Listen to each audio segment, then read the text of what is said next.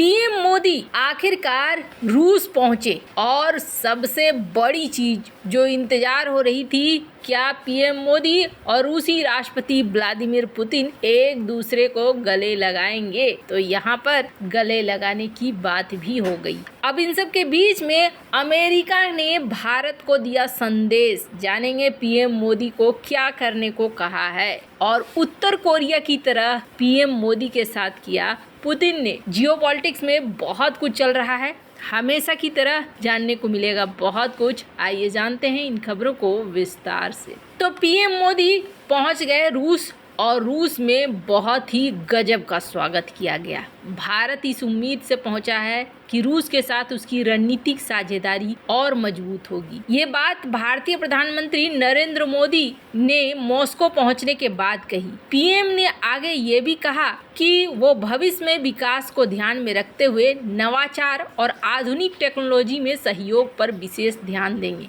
दरअसल पीएम ने अपने पेज पर रूसी और अंग्रेजी भाषा में संदेश स्पष्ट किया, जिसमें उन्होंने कहा कि मैं मॉस्को पहुंच गया हूं। हम अपने देशों के बीच विशेष और विशेषाधिकार प्राप्त रणनीतिक साझेदारी को और गहरा करने के लिए उत्सुक हैं। मोदी ने ये भी कहा कि हमारे देशों के बीच संबंधों को मजबूत करना हमारे लिए काफी फायदेमंद होगा। मोदी 8 से 9 जुलाई को रूस की आधिकारिक यात्रा पर जा रहे हैं। दोनों देशों के नेताओं की पिछली मुलाकात 2022 में उज्बेकिस्तान के समर में संघाई सहयोग संगठन में हुआ था। हालांकि आपको बता दूं, यहाँ पर जैसे ही पीएम मोदी यहाँ पहुँचे हैं, यहाँ भड़क चुका है यूक्रेन और अमेरिका ने चिंता भी जताई। प्रधानमंत्री मोदी और रूसी राष्ट्रपति व्लादिमीर पुतिन के बीच हुई मुलाकात की यूक्रेनी राष्ट्रपति वोलोदिमीर जेलेंस्की ने तीखे शब्दों में आलोचना की और दोनों नेताओं के मुलाकात को निराशाजनक कहा। यूक्रेनी राष्ट्रपति वोलोदिमीर जेलेंस्की ने सोमवार को अपने नरेंद्र मोदी की मॉस्को यात्रा की आलोचना करते हुए मोदी की पुतिन से मुलाकात को बहुत बड़ी निराशा और शांति के प्रयासों को विनाशकारी झटका बताया। प्रधानमंत्री मोदी और रूसी राष्ट्रपति ने ठीक उसी दिन मुलाकात की है जब रूस ने कीव में बच्चों के अस्पताल पर एयर स्ट्राइक किया था, जिसमें कम से कम 20 लोगों के मारे जाने की रिपोर्ट आई है। भारतीय प्रधानमंत्री नरेंद्र मोदी ने सोमवार को मॉस्को के बाहर एक उपनगर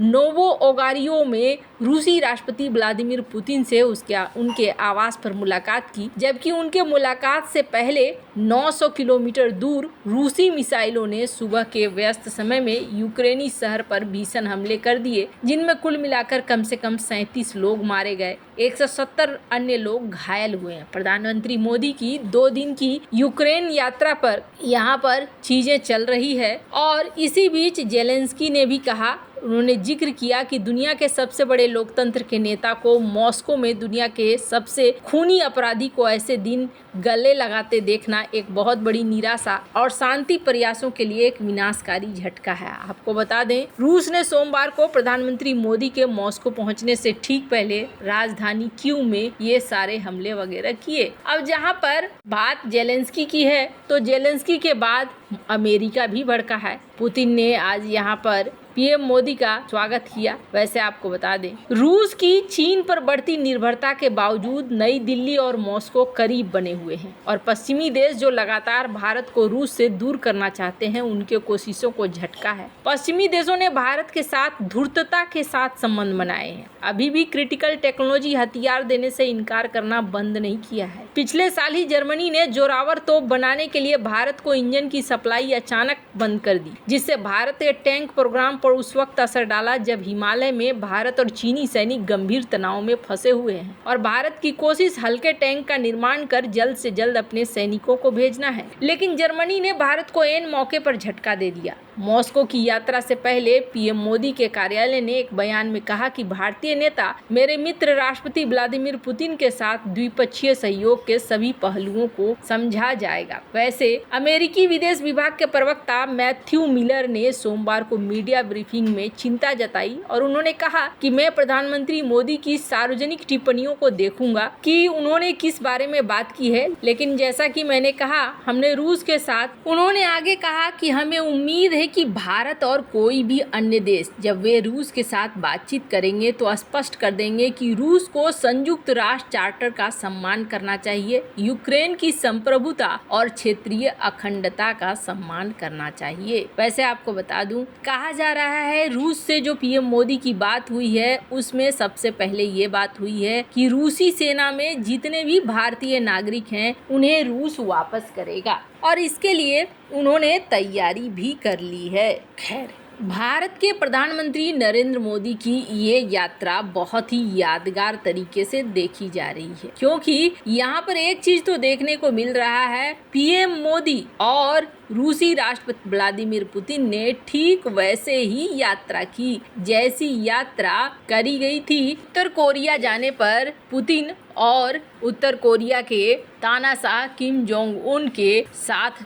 जो देखने को मिला था एक कार में सवारी करते हुए, वही सवारी इस वीडियो में आप देख सकते हैं जो पीएम मोदी और राष्ट्रपति पुतिन कर रहे हैं। इसे एक बड़ा संदेश माना जा रहा है। दोनों देशों के दोस्ती का जो रूप है उस रूप को माना जा रहा है कि ये बहुत सघन रूप है। दोनों बहुत ही करीब नजर आए और पक्के वाले दोस्त भी नजर आए हैं। वैसे सिर्फ इतना ही नहीं, दोनों देशों के बीच में कई तरह की बातचीत भी हुई पीएम मोदी को लेकर। राष्ट्रपति पुतिन ने एक बात और कही, स्क्रीन पर आप आर्टिकल देख सकते हैं जिसमें राष्ट्रपति पुतिन ने ये कहा कि बिल्कुल ऐसा लगता है जैसे कि काफी समय बाद हम लोग मिल रहे हैं, पर मुलाकात और यादें उसी तरीके से ताजा है। वहीं साथ ही में ये भी कहा कि आपने तो अपनी पूरी जिंदगी लगा दी भारत और भारत के लोगों की भलाई के लिए। अब ये जो संदेश है, ये संदेश बहुत ज़्यादा महत्वपूर्ण हो रहा है दो देशों के लिए, अमेरिका के लिए भी और चाइना के लिए भी। चाइना जो सोच रहा था कि रूस सिर्फ उसकी सुनेगा, इस बार ऐसा नहीं हो रहा है। वहीं दूसरी तरफ पीएम नरेंद्र मोदी जब यहाँ पहुँचे तो इन्होंने भारतीय समुदाय को भी संबोधित किया और उन्होंने रूस को भारत का सुख दुख का साथी करार दिया है। प्रधानमंत्री मोदी आज रूसी राष्ट्रपति व्लादिमीर पुतिन के साथ 22वें भारत रूस वार्षिक शिखर सम्मेलन की सह अध्यक्षता करेंगे, लेकिन उससे पहले पीएम मोदी ने रूस में रहने वाले भारतीय समुदाय को संबोधित करते हुए कहा कि कैसे भारत के बच्चे बच्चे के मन में रूस के नाम का मतलब है भरोसा। प्रधानमंत्री नरेंद्र मोदी ने मंगलवार सुबह रूस की राजधानी में भारतीय समुदाय को संबोधित किया और उनसे मिलने के लिए समय निकालने के लिए लोगों का आभार जताया। मोदी ने कहा कि मैं आप सभी का यहाँ आने के लिए धन्यवाद करता हूँ। मैं यहाँ अकेला नहीं आया हूँ, मैं बहुत सारी चीज़ें लेकर आया हूँ। मैं अपने साथ भारत की मिट्टी की खुशबू लेकर आया हूँ। मैं अपने साथ 140 करोड़ देशवासियों का प्यार लेकर आया। तीसरी बार प्रधानमंत्री के रूप में शपथ लेने के बाद 1 महीने से ज़्यादा समय बीतने का जिक्र करते हुए मोदी ने 3 गुना ताकत, 3 गुना गति से काम करने की कसम खाई। उन्होंने कहा कि सरकार का लक्ष्य भारत को दुनिया की तीसरी सबसे बड़ी अर्थव्यवस्था बनाना, गरीबों को 3 करोड़ घर उपलब्ध कराना है। वैसे आपको क्या लगता है, इन सब मामले में आपकी क्या राय है, कमेंट कर जरूर बताएं। जल्द मिलते हैं अगली वीडियो में नई खबर के साथ।